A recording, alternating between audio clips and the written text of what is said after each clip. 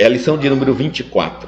Está no Evangelho de Lucas, capítulo 15, versículo 17. E caindo em si diz: quantos jornaleiros de meu pai têm abundância de pão e eu aqui pereço de fome. Ele está refletindo, depois que o filho pródigo sai da casa do pai, gasta tudo que tinha, experimenta tudo que ele queria, da forma como ele queria, aí agora ele está passando dificuldade, ele está lembrando da casa do pai dele. Examinando-se a figura do filho pródigo, toda a gente idealiza um homem rico, dissipando possibilidades materiais nos festins do mundo. O quadro, todavia, deve ser ampliado, abrange as modalidades diferentes. Os filhos pródigos não respiram somente onde se encontra o dinheiro em abundância. Acomodam-se em todos os campos da atividade humana, resvalando de posições diversas.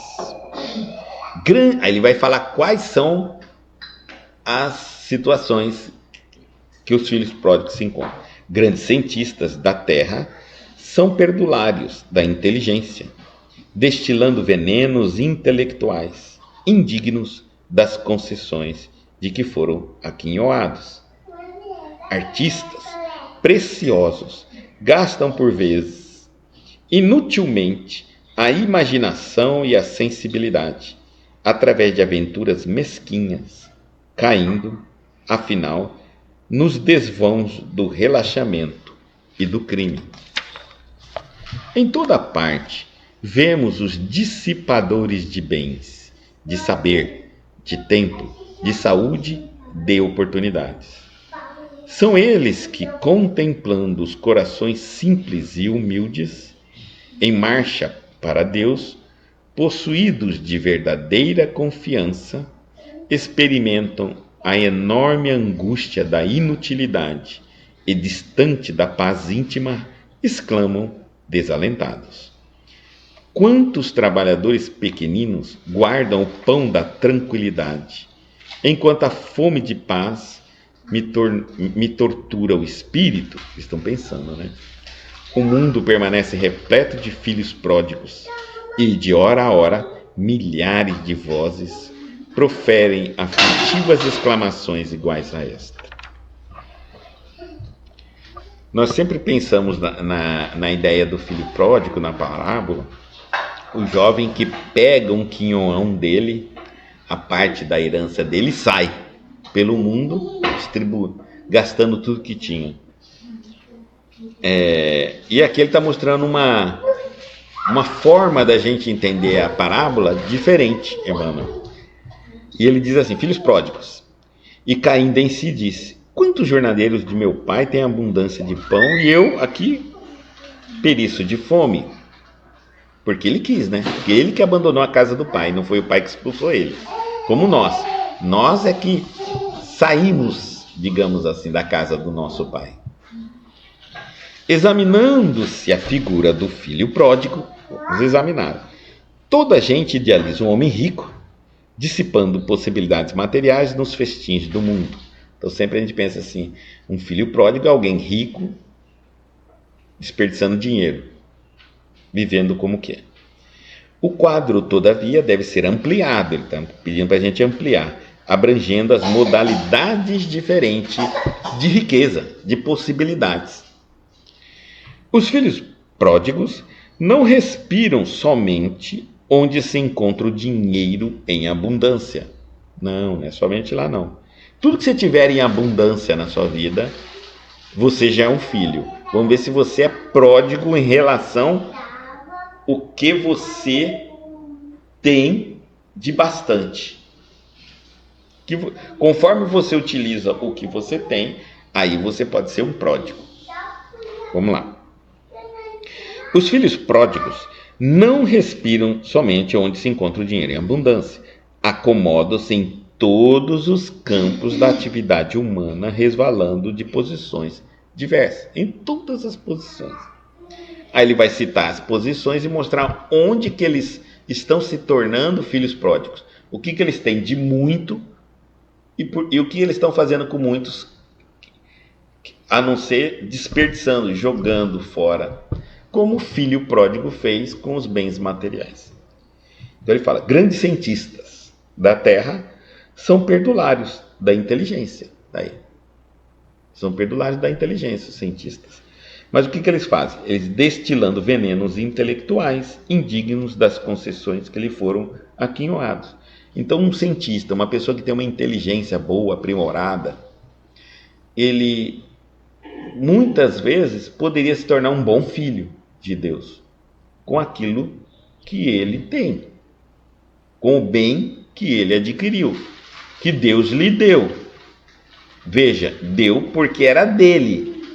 Lembra, o filho ganha uma herança, a herança é dele, o pai transmite a herança. Não é um presente, é um direito do filho. Então, o filho desenvolveu inteligência e ao reencarnar nessa existência, é liberado o uso dessa inteligência que ele desenvolveu. Não que Deus deu a inteligência para ele, porque se Deus dá a inteligência para um, ia ter que dar para todo mundo. Então, e o que ele faz? Ele desperdiça. Como? Destilando venenos intelectuais, enganando as pessoas, ensinando meias verdades ou verdades ou mentiras em forma de verdade. Aí ele fala, eles são indignos das concessões de que foram aquinhoados. Agora ele vai falar dos artistas, por exemplo, que são outros, né, que tem também algo que também herdaram algo. Artistas preciosos, eles gastam por vez inutilmente a imaginação e a sensibilidade, através de aventuras mesquinhas, caindo, afinal, no desvão do relaxamento e do crime. Acaba que eles poderiam ter aproveitado a fama, o talento, né? As portas do lar de milhares de pessoas que admiram eles pelo trabalho que eles são, mas o que eles fazem? Eles acabam investindo apenas em aventuras mesquinhas deles próprios, pessoais. E nisso aí, nessa aventura mesquinha, ele cai, afinal, nos desvãos do relaxamento e do crime. Vamos dizer uma aventura mesquinha? Eu sou um cantor e estou nas letras da minha música, eu estou falando muitas verdades, chegando até às vezes ensinar ou filosofar. Talvez alguns poderiam considerar que as minhas músicas seriam músicas filosóficas. Então, mas de repente, ao mesmo tempo que eu tenho aquela letra maravilhosa de música que muitos ouvindo se encontraram, abriram a mente para refletir, eu acabei investindo em aventuras mesquinhas. Resolvi entrar para o mundo da droga. Olha a falta de percepção que eu tenho da minha importância, do uso do meu dom. Se eu me torno um bom cantor por ter uma música, por ter letras de músicas excelentes, por que eu não aceito ou não me submeto a me comportar na minha vida como o padrão da música que eu canto? A gente já percebeu que existe muito isso, né? E aí o que acontece? Se eu tivesse mantido o padrão de atitude no mundo, na minha vida pessoal, uma vez que eu descobri, aliás, não é eu que descobri, mas quem descobriu foi o povo, a multidão descobriu, que as minhas músicas são de elevada categoria, eu deveria procurar ter uma vida que compare com essa música. E assim eu estaria investindo neste potencial meu que é divino, que é de fazer boas músicas, músicas intelectuais, músicas filosóficas, né? Maravilhoso. Mas não, o que eu faço? Eu começo a fazer sucesso, normalmente é isso. Aí eu começo a ficar mesquinho, egoísta. Aí eu quero falar palavrão, falar qualquer coisa sem pensar, sem refletir, ofender pessoas, ter baixos comportamentos, ir para droga. E quando a pessoa chega a ponto de você ouvir a música sem conhecer o cantor. Depois você conhece o cantor, você até choca. Dá vontade de você pegar toda aquela música que é dele e jogar tudo no lixo. Entendeu? Porque você não consegue acreditar que aquilo veio daquele cara que tem aquele comportamento na vida própria dele. Não atitude, não é compatível. Então o que essa pessoa está fazendo? Filho pródigo do talento artístico. Certo? Então que a gente comece a ter outros têm um dom, o inverso agora.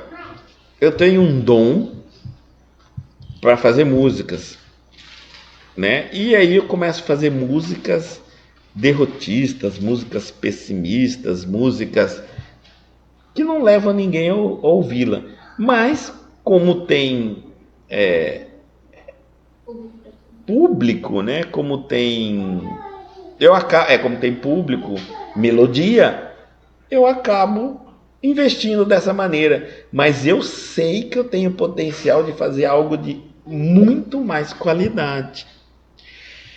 Um pouco é o que nós começamos a ver nessa era agora, depois dos anos 90 para cá, mais ou menos, nós começamos a ver que a música decaiu violentamente, a qualidade. A arte decaiu.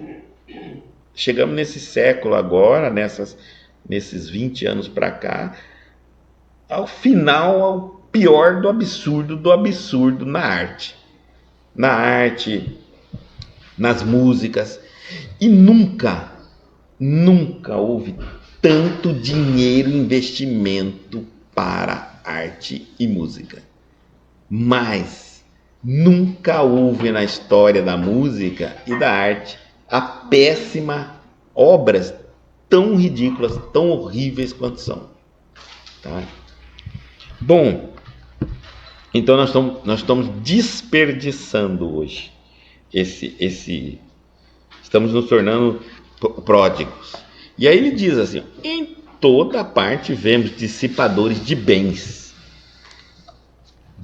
que é dinheiro, patrimônio e tudo mais, de saber, porque eu sei, e às vezes ao invés de eu investir na minha sabedoria, divulgar a minha sabedoria, eu fico às vezes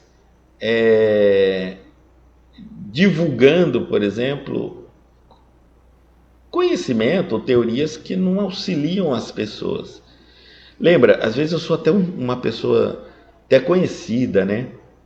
Por ter pensamentos racionais, elevados, de vida. No entanto, eu acabo criando um programa, indo para uma direção, participando de comentários que me diminuem como ser humano e não me elevam. Então, estamos de saber, de tempo. Nós às vezes, porque muitas vezes a gente pensa assim: tempo? Eu posso ser um filho pródigo de tempo? Pode. Pensa assim, ó, tempo é algo extremamente valioso, é uma das moedas mais valiosas na contagem de um tempo linear. Sabe, imagine você, um tempo linear, quando a gente está contando o tempo de maneira linear, que é 1, 2, 3, 4, 5, não existe mais a coisa mais cara do mundo que o tempo. Se você joga fora sem fazer nada, se você desperdiça dormindo mais do que necessário, se você desconecta-se com mais tempo que precisa, que é necessário, você está jogando milhões e milhões de recursos. Você nem imagina, porque há muitas pessoas nesta vida que não tem tempo para nada. Mas tempo é a gente que faz, nem sempre. Depende. Vamos raciocinar aqui, depende. Há rotinas e rotinas, tá? Então, quando a gente vai ver rotinas de muitos brasileiros que não dormem numa cama, porque eles, da onde moram para onde trabalham, eles dormem no ônibus que levam eles. Se eles têm que dormir 8 horas, eles dormem 6 horas no ônibus para ir. Depois 6 horas para voltar. A gente vai ver isso em cidades onde o ritmo de trabalho é muito grande. São Paulo, isso é muito normal, dormir no metrô, dormir no ônibus, dormir aqui, dormir ali. A gente vê as pessoas dormindo assim, natural, elas não têm tempo para dormir, tá? Outros dizem, a leitura, né? O tempo hoje é algo preciosíssimo, tanto que uma vez perdido o tempo, ele é irrecuperável, não tem como recuperá-lo. Perdido está. Então, quando a gente começa a ser a pessoa, o filho pródigo que esbanja tempo, que consegue escolher um dia para não fazer nada, um dia para dormir, um dia para isso, você pode responder pelo tempo perdido. Tempo perdido porque o tempo que você despreza, esbanja, joga fora, barateia em relação ao que você evoluiu, vai ter que responder por isso. Quando é que eu estou... Então, Guto, a preguiça por isso que algumas religiões dizem assim, a preguiça é pecado. Não é, para nós espíritas a gente não acredita no pecado, mas a preguiça é um mal. Qual é o mal? Desperdiçar algo preciosíssimo. Nós precisamos planejar o nosso tempo e aproveitá-lo ao máximo que pudermos. Ao máximo que pudermos. Isso é muito importante para a nossa evolução. Depois ele diz assim, os dissipadores de bens, de saber, de tempo, de saúde. Aí, isso é fácil de falar. Quantas pessoas estão bem de saúde, mas não porque elas selecionam o que comem, selecionam quanto tempo dorme, que é nada, tem uma vida totalmente desequilibrada e tem saúde por ter, né? Esses são os filhos pródigos no campo da saúde. Eles desperdiçam a saúde até. Também responderão por isso. Tudo que você dissipa, joga fora, menospreza, mal barateia, você vai responder por isso. Então, saúde, oportunidades. Tem os filhos pródigos de oportunidades. E aí a gente vai conhecer muitas pessoas que tiveram muitas oportunidades na vida de encontrar caminhos, evoluir, crescer, progredir, modificar, e também mal barateio. Em relação, o que a gente coloca? Porque ninguém tem as mesmas oportunidades na vida. Então, quando você pensar assim que, nossa, eu sei ler, posso ler qualquer livro, eu tenho computador, eu tenho internet. Imagina quem mora lá no campo, que não tem acesso a nada disso, apesar que é difícil hoje em dia não ter acesso a tudo isso, mas que não tem a condição. Toda vez que eu pensar assim, será que isso aqui é uma graça? Basta olhar quantas pessoas têm. Isso é uma realidade muito comum. Então, aqui está. Aí ele diz, de oportunidades, os filhos pródigos de oportunidades. São eles que, contemplando os corações simples e humildes, em marcha para Deus, possuídos de verdadeira confiança, experimentam a enorme angústia da inutilidade e, distante da paz íntima, exclamam desalentados. Quantos trabalhadores pequeninos, ó como eles exclamam, né? Esse aqui é o que eles estão pensando quando ele vê um trabalhador do Cristo, um trabalhador mais simples, né? Eles pensam assim: quantos trabalhadores pequeninos guardam o pão da tranquilidade, enquanto a fome de paz me tortura o espírito. Às vezes você olha uma pessoa simples e ela tem paz, ela tem tranquilidade no coração. Ela não desperdiça absolutamente nada. Ela utiliza, e bem utilizado para ela. Então ela se torna uma pessoa que se equilibra no tempo. Ela não fica defasada. A consciência dela não a culpa por ela ter algo que ela não usa e despreza. Quando a gente se apodera do nosso bem espiritual, dom, seja o nome que for, inteligência, saúde, quando a gente descobre em nós uma capacidade e usa essa capacidade, utiliza essa capacidade, põe em ação essa capacidade, eu me torno em dia, né, com os meus bens espirituais. Então eu não sinto a cobrança da minha consciência dizendo: e aí? Não vai fazer nada? E aí, só isso? E aí, isso é normal? Eu não sinto alguém me cobrando. Tá certo? E quando eu estou aquém, estou devendo o uso daquilo das minhas competências, eu sinto sim uma cobrança. Essa cobrança vem com uma falta de paz íntima. E é por isso que às vezes a gente olha, algumas pessoas falam assim: e fulano tem uma vida tranquila, né? E tem muita paz, muito sossego no coração. É isso aí, está em dia com as suas obrigações, talentos. O mundo permanece, ele continuando aqui, o mundo permanece repleto de filhos pródigos, e de hora em hora milhares de vozes proferem aflitivas exclamações iguais a esta.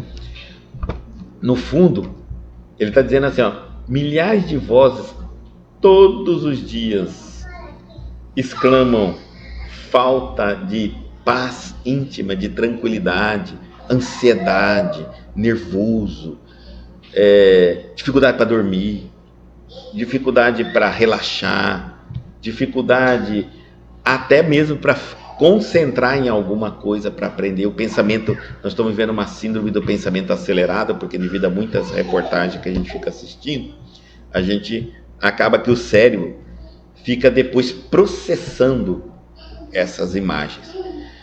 É importante aqui, eu vou abrir um parênteses, que eu tomo muito cuidado com a quantidade de vídeos eu vejo na internet, né?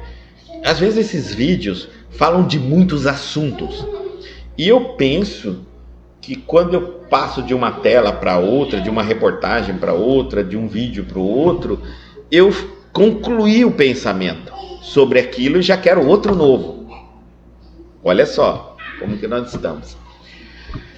E eu não percebo que alguns sintomas que vai se desenvolvendo dentro de mim. Primeiro, novidades. Eu começo a ficar viciado em novidades. Sabe quando você pega o celular, vira assim e diz assim: não tem nada até agora de novidade? Não quer dizer que você sabe tudo que já saiu na internet. Não sabe. Mas você quer novidade daquilo que te interessa. Você só quer olhar a novidade. Só que os caçadores de novidades são tudo superficiais, eles não se aprofundam em nada. Eles são capazes de dizer assim: você viu isso? Você viu aquilo? Não pergunta: como assim? Não sei, não deu tempo para ver. Porque não deu tempo para ver, porque ele já viu isso, já passou por outro, já passou por outro, já passou por outro, já passou por outro. Eu acabei viciando, eu sou aquele que acaba me tornando um viciado na novidade daquilo que me interessa. E não me aprofundo em nada. Segundo, quando eu ainda tenho tempo de dar uma pesquisadinha, uma aprofundadinha muito pequena, não para esgotar o assunto, em cada um, e eu acelero a quantidade de vídeo, uma outra síndrome acontece comigo, uma síndrome acontece comigo. Eu acelero o meu pensamento, porque cada assunto abre uma ideia, uma possibilidade, e eu começo então a fazer uma análise. Mas aí eu vendo uma outra notícia, eu paro aquela e pego a outra. Paro essa, pego a outra. Pega a outra.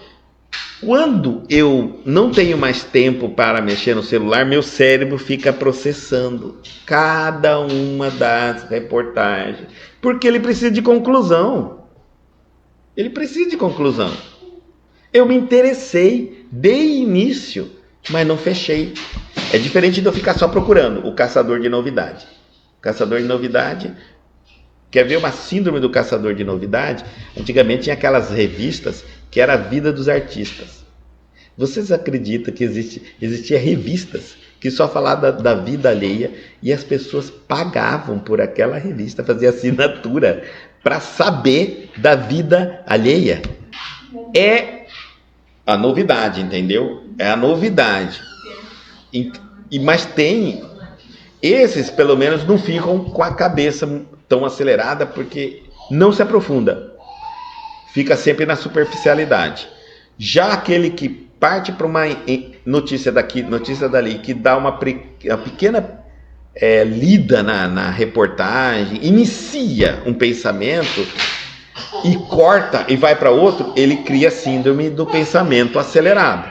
O síndrome do pensamento acelerado é aquilo que quando eu paro, vou tentar dormir, ou paro, vou tentar tomar banho, ou paro, tô lavando vasilha, ou paro, tô lavando a casa, seja o que tiver, o trem fica rodando, como se eu estivesse lendo a reportagem.